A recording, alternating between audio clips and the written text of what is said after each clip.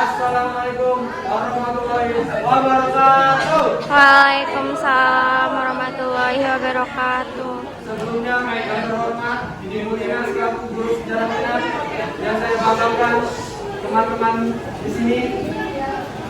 Baik, selamat siang semuanya. Ya.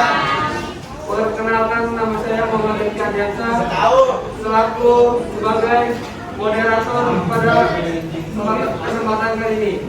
Di sini saya akan moderator kelompok 9 akan mempresentasikan materi sejarah minat yang berjudul Sejarah Kontemporer Dunia.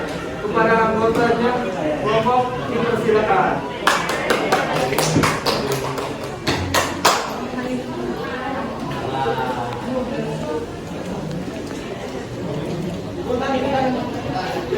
Baik, terima kasih kepada Riki atas kesempatannya.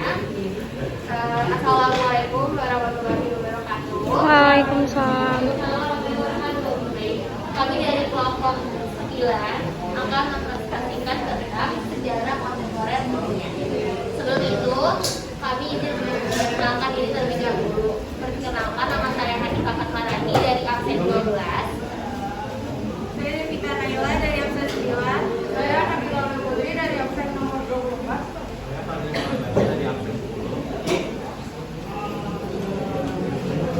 Oke, kita lanjut dulu ke pengertian sejarah kontemporer.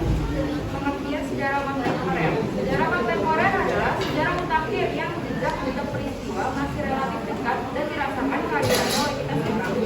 Sejarah kontemporer secara politik didominasi oleh perang dingin antara Amerika Serikat dan Uni Soviet yang pengaruhnya terasa di seluruh dunia. Vietnam Selatan. Dalam Vietnam yang berlangsung selama 20 tahun dari tahun 1955 sampai 1975 merupakan wujud nyata dari pembentukan ideologi demokrasi liberal dan komunis di masa perang dingin. Awal mulanya dari kekalahan Prancis dalam perang yang berakhir dengan penetapan demokrasi antara Vietnam Utara dan Vietnam Selatan di garis 17 derajat sebagai zona demilitarisasi. Vietnam Utara Vietnam ini dipimpin oleh tokoh gerakan Vietnam atau Ho Chi Minh, sedangkan Vietnam Selatan bagi pasukan Prancis yang dipimpin oleh Presiden Vietnam. Berbeda cara untuk menyatukan Vietnam antara jalan militer dan politik menjadi awal perang Vietnam yang berlangsung selama 20 tahun. Dampak dari perang Vietnam yang pertama memakan banyak korban. Kemudian Amerika menghabiskan dana sampai dengan 200 miliar dolar dari perang ini, tapi nyatanya mengalami kekalahan. Kemudian dalam segi politik dan ideologi di Asia Tenggara, perang ini merupakan kemenangan bagi komunisme di berbagai wilayah di berbagai negara di kawasan Indochina, seperti Kamboja dan Laos. Baik, selanjutnya saya akan membacakan slide yang tentang pengertian apartheid. Apartheid adalah sistem pemisahan ras yang diberlakukan di Republik Afrika Selatan dalam kurun waktu 1948 sampai 1993. Perlu digarisbawahi, sistem apartheid adalah legalisasi hukum atas diskriminasi terhadap orang-orang kulit berwarna atau kulit hitam. Dalam sistem itu, orang-orang kulit putih memiliki hak istimewa lebih untuk memperoleh perumahan, pekerjaan, akses pendidikan, dan akses kekuasaan. Jika Bapak berkesimpulan, pada 1652 Belanda tiba di Afrika Selatan dan mendirikan Tanjung Harapan, Cape Town. Para pemimpin Belanda di Afrika Selatan ini memanfaatkan perusahaan India Timur Belanda atau VOC untuk mengimpor budak dari Malaysia, Madagaskar, India, Indonesia, Mozambik, dan Afrika Timur. Para pemimpin Belanda itu dikenal dengan nama Paul Boer. Ketika emas ditemukan di tanah-tanah kesukuan pada 1795, pasukan Inggris berebut kendali atas koloni Tanjung Harapan. Setelah itu, banyak warga Inggris berimigrasi ke Afrika Selatan dan menyingkirkan para pemukim. Para pemukim Belanda berjuang mempertahankan dan merebut kekuasaan atas wilayah yang mereka tempati. Kali ini akhirnya perang Anglo-Boer I dan perang Anglo-Boer II. Dalam perjanjian damai Pauboer, kehilangan kekuasaan. Inggris pun mempertahankan dominasi di Afrika Selatan serta mampu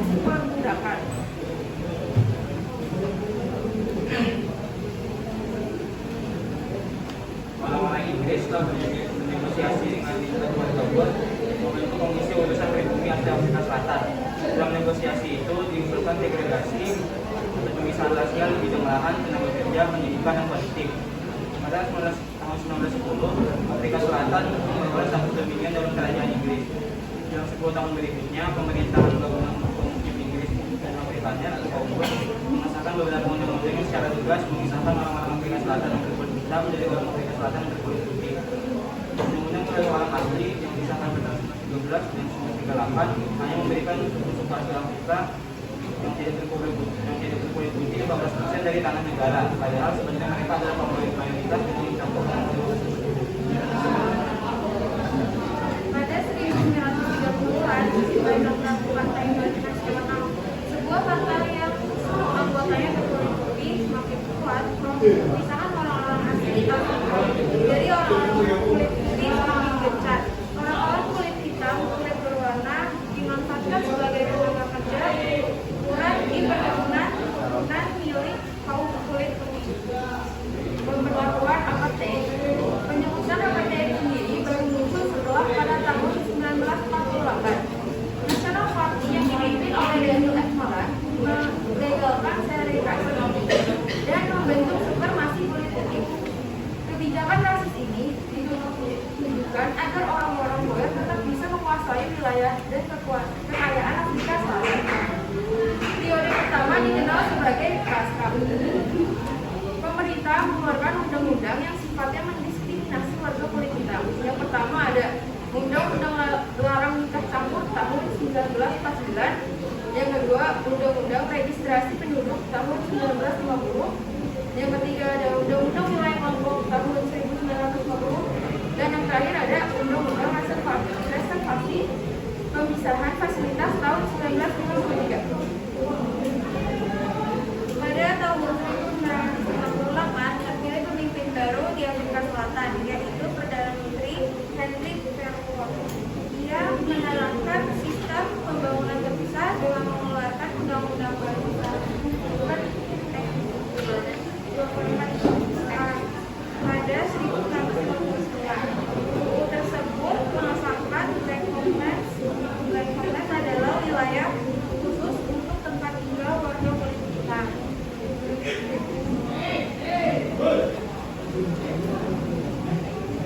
Perlawanan terhadap apartheid. Salah satu organisasi politik yang konsisten dalam melawan apartheid adalah ANC. ANC didirikan pada tanggal 8 Januari 1912 di Bloemfontein, Afrika Selatan. Tokoh yang terkenal dalam organisasi tersebut adalah Nelson Mandela. Ia bergabung ke ANC menjelang Perang Dunia Kedua. ANC seringkali menggelar aksi demonstrasi untuk mengampanyekan dan menuntut agar hak sipil diberikan secara penuh. Pada tahun 1946, pemerintah menetapkan sebagai aktivis ANC yang melakukan perlawanan. Pada 6 April 1949, sebagai aktivis ANC yang masih tersisa kemudian mendirikan organisasi baru bersama bernama PAC.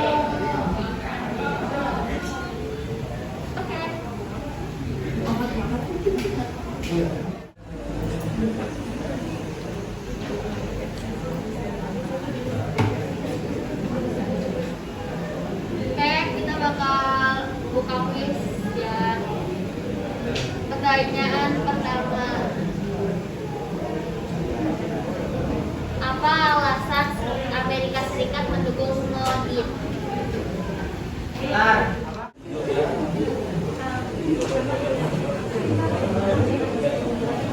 Perkenalkan, Jessica Renunisa, absen 29, ingin menjawab pertanyaan nomor 1. Alasannya itu tuh karena kan kekhawatiran semakin menguatkan Vietnam yang pada saat itu berada di bawah kepemimpinan komunis Ho Chi Minh. Hal ini berdasarkan adanya teori domino.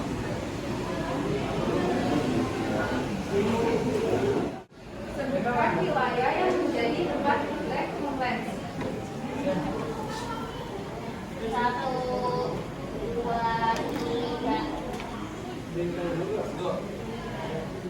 Perkenalkan, nama saya tidak Simanjuntak. Jadi wilayah yang menjadi tempat Black Homelands adalah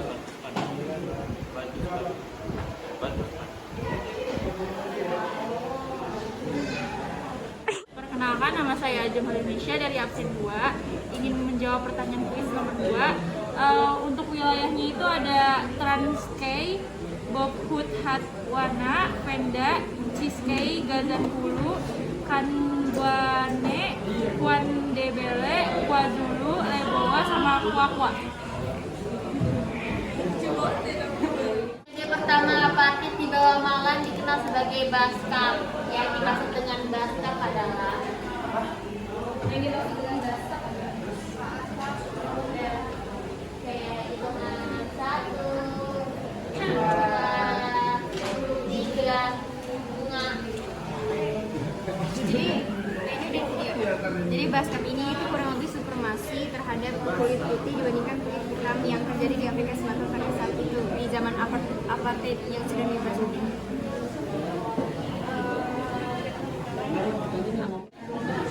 Ya, lanjut ke nomor 4 ya. Bagaimana awal perang Vietnam yang berlangsung selama 20 tahun? Hitungan 1, 2, 3. Jadi awalnya itu karena Vietnam Utara sama Vietnam Selatan tuh memiliki ideologi yang berbeda. Jadi yang satu itu dia lebih cenderung kepada ideologi komunis, sama yang satu lagi cenderung ke demokratis. Jadi yang membuat mereka tuh terpecah belah dan diakibatkan karena terpengaruh dari negara Prancis. Oh iya, nama saya Pujiar Kesha Sari Tamala dari absen 25, Ibu.